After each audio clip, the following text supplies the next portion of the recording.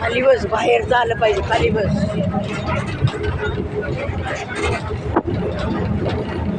आम्ही आता गाडीत आहे, तर या बाहेरचं शूटिंग केलंय.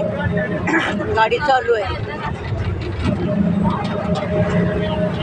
तर आता अजून दीड तासाचा रस्ता आहे.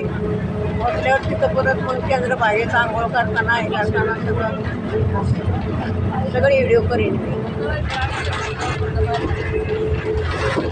ही अशी गाडी चाललेली आहे. रात्री 9 वाजता गाडीला बसलो.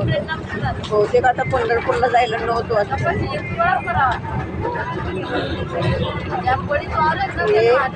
अशी गाडी